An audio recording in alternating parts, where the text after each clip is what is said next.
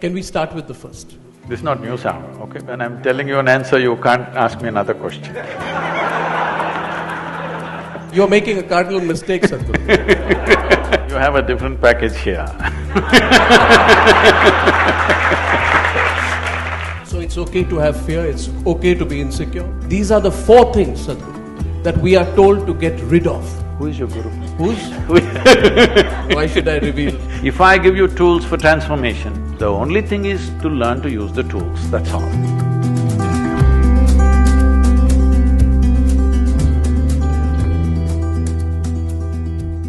You know, when my daughter was just 3.5 months old, she was traveling with me. One hand on her and my right leg is always full down, and I drove across the country and she grew up like this with me till she's 5, till she went to school. Every day we are in a different home, staying with all kinds of people, everybody wants to teach her something. I said, one rule is nobody will teach her anything. No ABC, no 1, 2, 3, no Mary had a little lamb, because I don't care whether Mary had a lamb or not. So you won't believe, nobody taught her anything. By the time she's 18 months, she fluently speaks 3 languages because she's all ears, because nobody talks to her.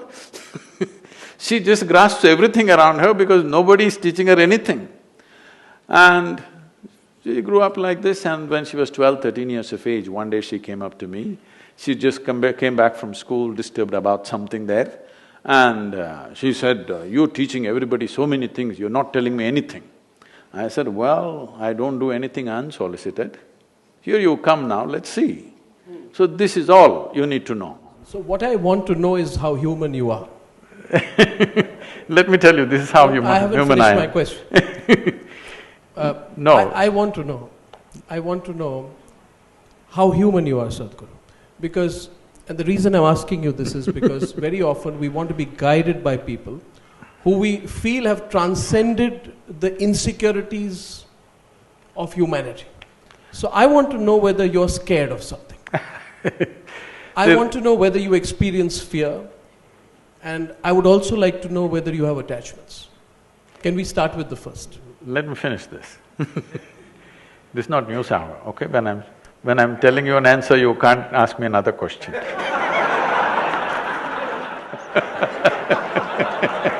I'll get back.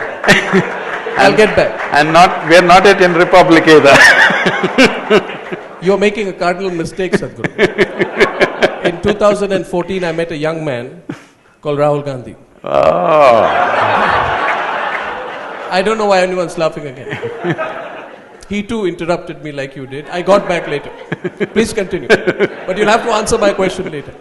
Please go ahead. You have a different package here.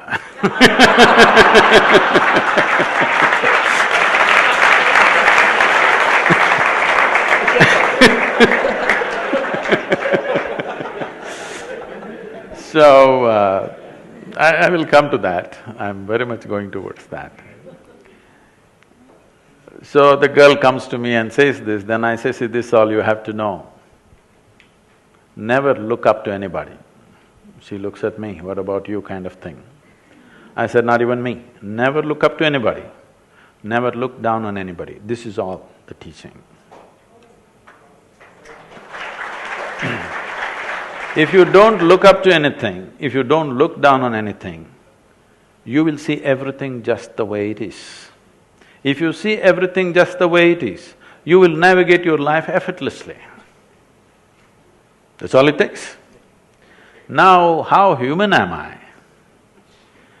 You just now use the word human, and almost everybody, everywhere I go, they use the word human, always referring to the limitations of being human, never talking about the immensity of being human. Oh, I'm only human. But why are you not saying, I'm human? You're on top, you're the top species on the planet. You're supposed to be on the top of the pile of all the species. Why people are saying, I'm only human is because they're suffering themselves like no other creature. Not an ant or an elephant suffers themselves as human beings do. If their stomach is full, they're fine.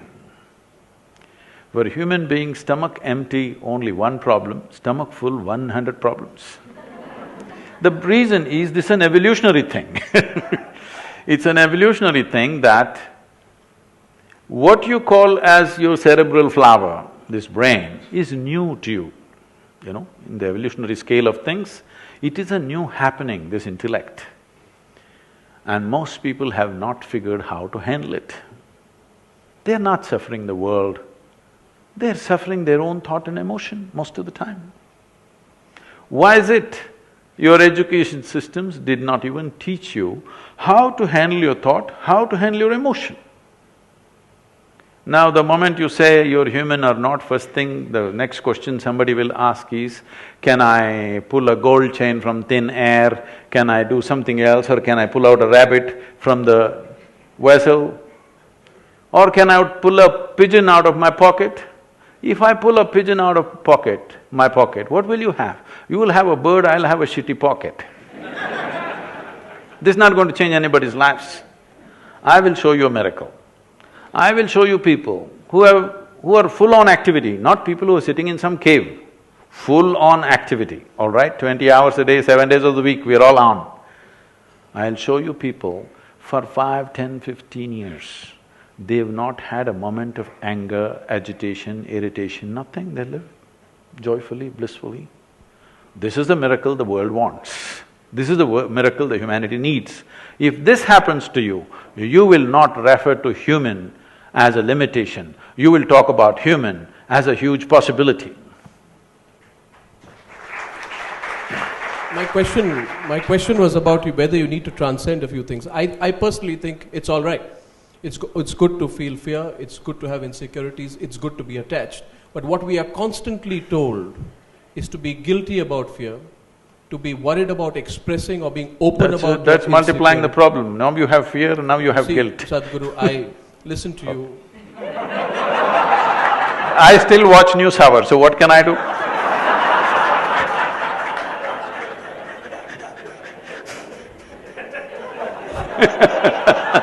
This doesn't usually happen to me.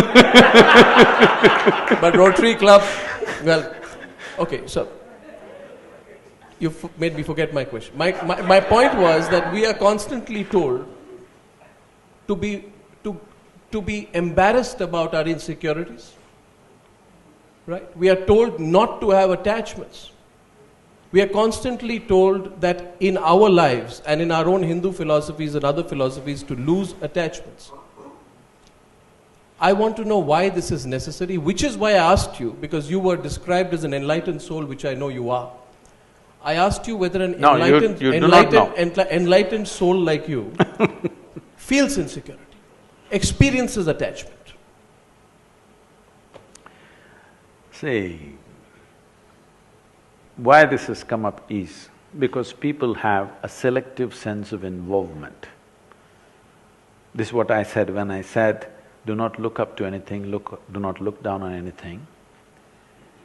This is because if you look up to something, you will exaggerate. If you look down on something, you will exaggerate the negative. The moment you look up to something, you will get attached to it. The moment you look down on something, you will get dejected by it in some way, disgust will come. So these emotions of fear, insecurity, attachment, detachment, everything is a consequence. Shall we handle the source or shall we handle the consequence? People are always busy handling the consequence. They're telling you, trim your fear. Can you trim it? No way is it going to work. Now you're flipping on the other side and saying, we need not be ashamed of it, let's have it. Is it a pleasant experience, I'm asking? Is fear, insecurity, guilt, whatever, is it a pleasant experience? If it's a pleasant experience, keep it, it's up to you. If it's an unpleasant experience, is it a choice? I'm asking you just this much. In the world around us, what happens? It's a different issue. World will never happen 100% the way you want it. Even if you're just two people in the family, still it doesn't happen 100% the way you want it. If it's 51% your way, you are the boss, okay? More than that won't happen. But what happens within you must happen your way, isn't it? If what happens within you happened your way, would you keep this blissful or would you keep this fearful or miserable or whatever?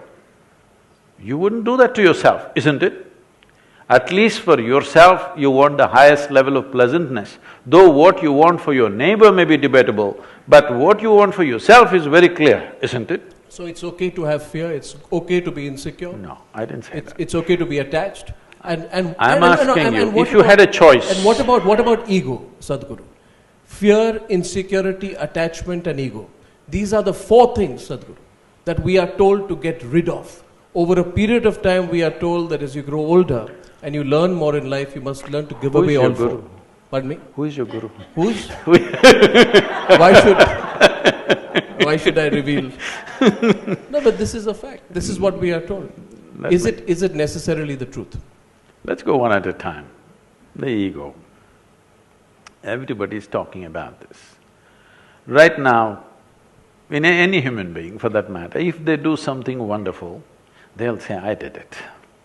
If they do something nasty, it was my ego. So, Mr. Ego is a fall guy. Whenever you turn nasty, he's always there. But when you do good things, it's of course you, isn't it? I'm saying, let's become straight with life. That sometimes you're wonderful, sometimes you're nasty, sometimes you're joyful, sometimes you're miserable. This is your reality right now. You don't need a fall guy. This much sincerity we must bring into our lives, that what happens from within me is me and nobody else but me. If you come to this much, now if you see you're fearful or you're miserable or you're frustrated or you're depressed, if you see it's all because of me, would you not want to change it? Would you not want to change it? 100%. Now, I want to change it, how? Now you're asking for tools. That is why I'm here just giving you tools for transformation. Because tools are important in human life.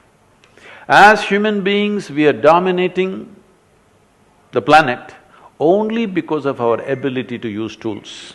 Otherwise, probably a colony of ants or a pack of dogs could dominate human species.